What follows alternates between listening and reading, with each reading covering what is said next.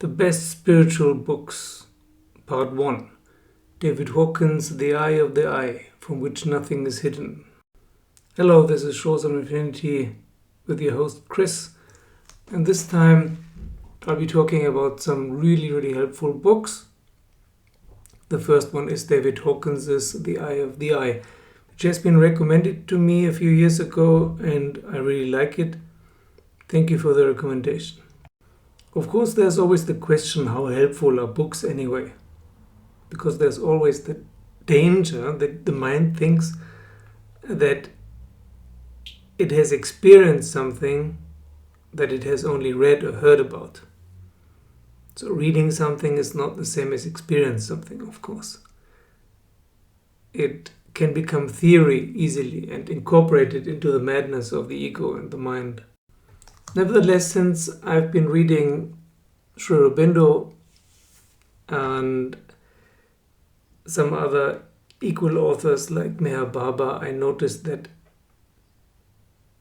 reading certain books can elevate consciousness because you see that something else is possible. It's an example that something else is possible. So it helps you to go beyond your comfort zone, to go beyond what you can imagine and have been taught. The same goes for Hawkins' calibrations.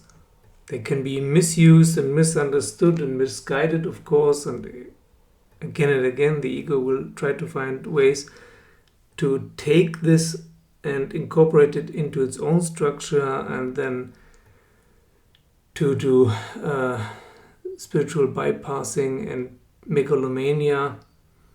But in the end, if you learn it, it's a real good tool to assess which information is useful to you. On the spiritual path, which is always about going further, expanding, not about confirming. Many people who watch these videos, judging from their comments, they try to find content on YouTube to confirm the views they already have, the philosophical or religious views they already have. They want to confirm them. This is not the channel for it. This is about blasting your worldview and expanding your worldview. Deconstructing what you already think you know. And for this, the first book I want to talk about in this coming series of my favorite books, the first one is The Eye of the Eye. I will not put them into any specific order or say that one is better than the other. All these about 10 books I'm going to talk about in the next videos are all helpful or can be. And the interesting thing is to find the right book at the right time with the right message. The interesting thing about David Hawkins, which he explains very well in this book, is the system of calibration. There's a scale from 0 to 1000. Hawkins was a very religious man and also a very scientific man. And both these dispositions later played a role in his enlightened part of life as well. So he talks about God, but he uses these religious terms, but doesn't necessarily mean what is meant with God in religions. And the scale from 0 to 1000, we know this in medicine. There's a pain scale, for example, from 0 to 10 or from 1 to 10.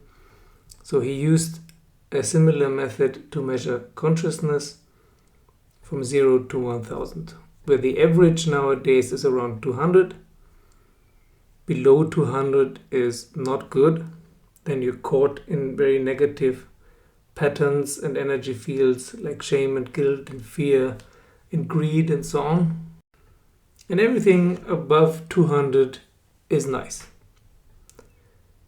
And enlightenment starts between 600 and 700 and then really takes off at 700. While religious teachers are often in the 500s. Also, Below 400, all of this is very difficult to understand, and it usually creates resistance. In spot dynamics terms, if your center of gravity is in the first tier, for example orange or green, you're likely to rebel against any of these consciousness scales because they don't seem just or scientific or whatever. So that this is really useful to you, it's good to be at Hawkins scale at least 400, or in spot dynamics terms, at least yellow or turquoise or coral. Otherwise, this might not be useful to you. Or in Jeffrey Martin's locations 1, 2, or 4. I find this to be one of the most practical books. Their books tend to be very theoretical, but they can be practical too. For me, this is more of a workbook. And most of the book is actually questions and answers. But there are also, especially at the beginning, some descriptions of higher states of consciousness, how they feel like, how they experience. And this can also be very, very insightful.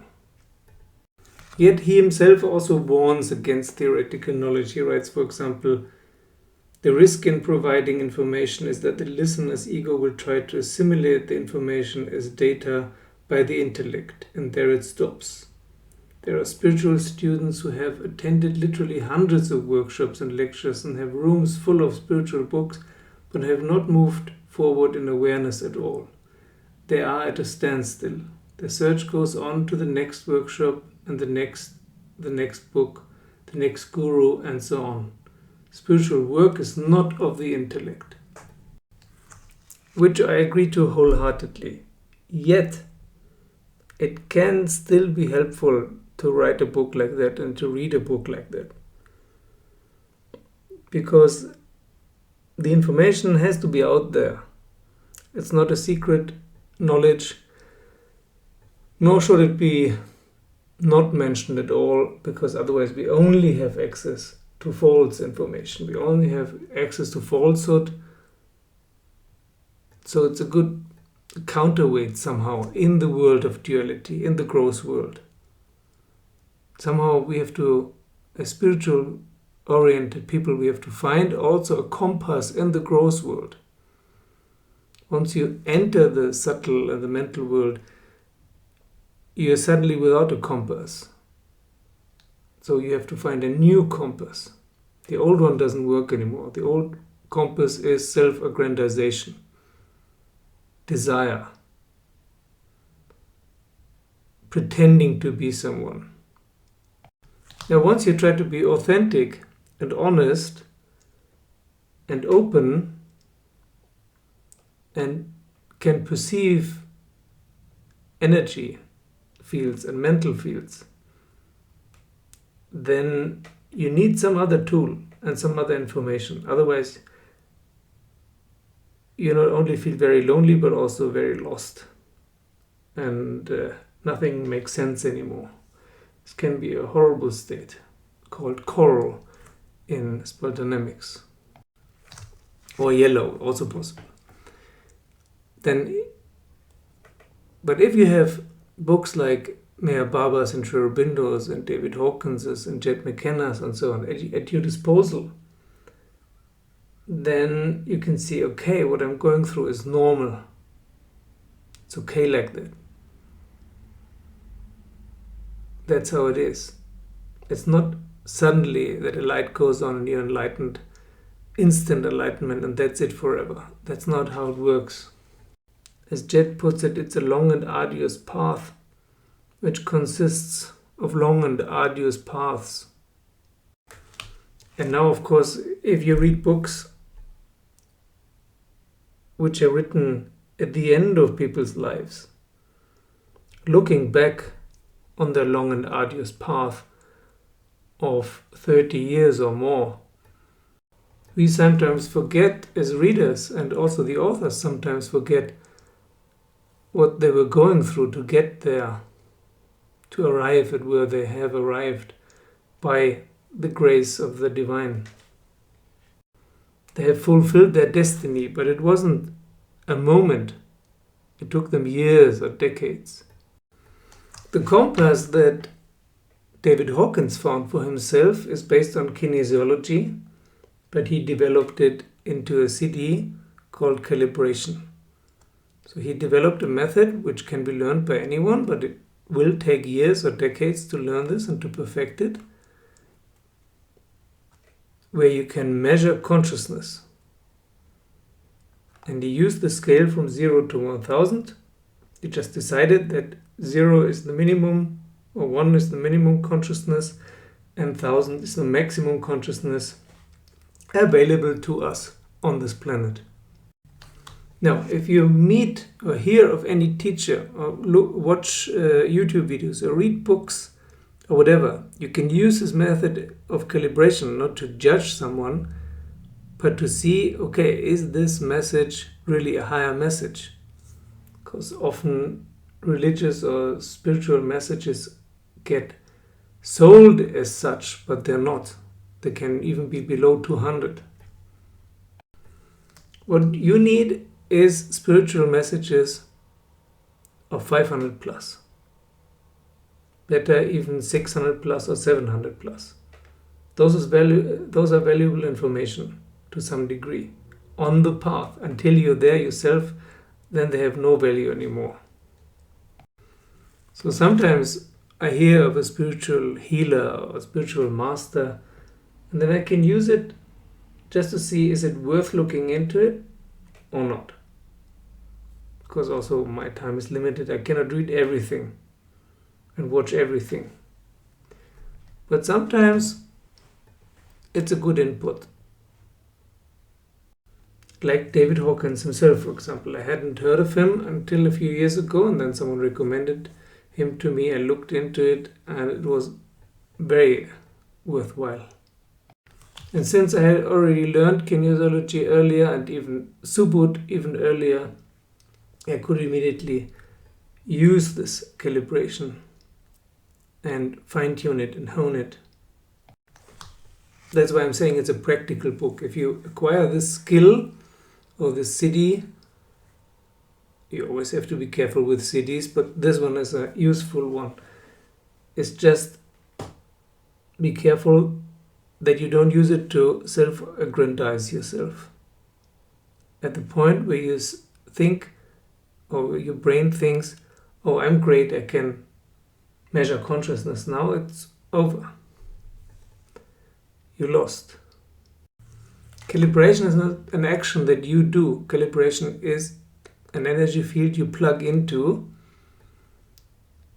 and not you will use it, but it will use you.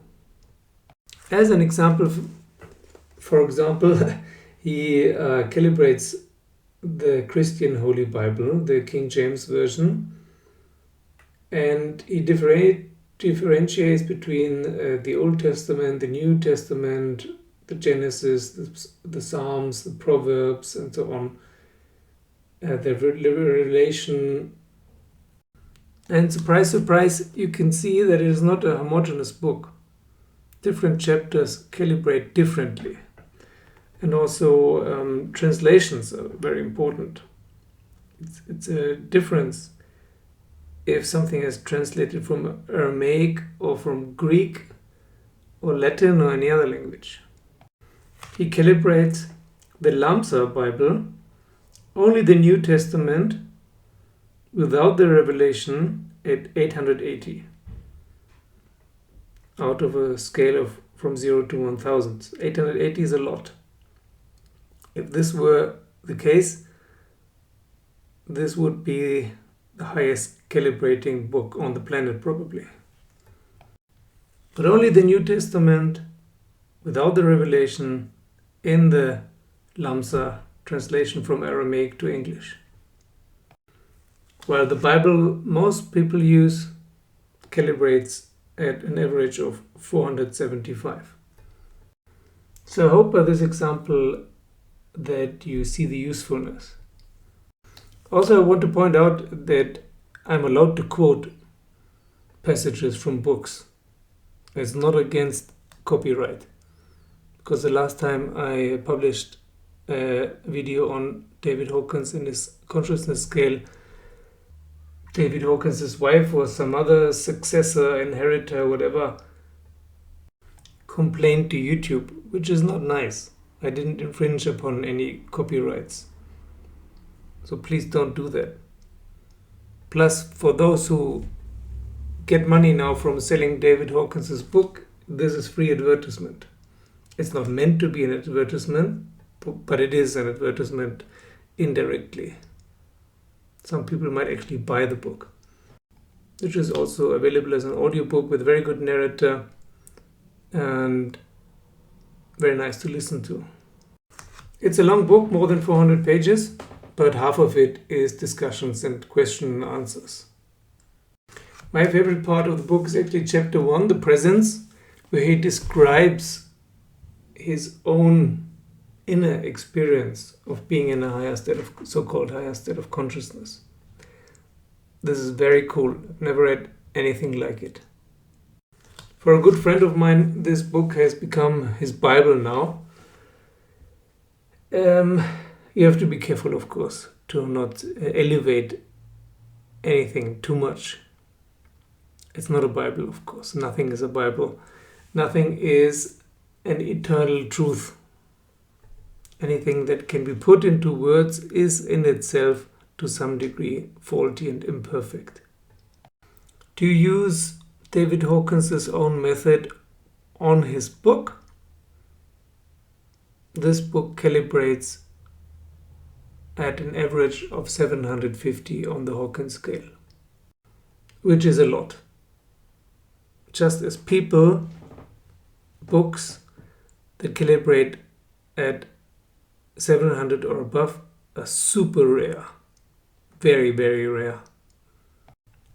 Plus, in contrast to the Bible, which is all worded in a very indirect and secretive and occult style, which you can only understand even if you're either if you're an initiate or if you're yourself at the same level of consciousness.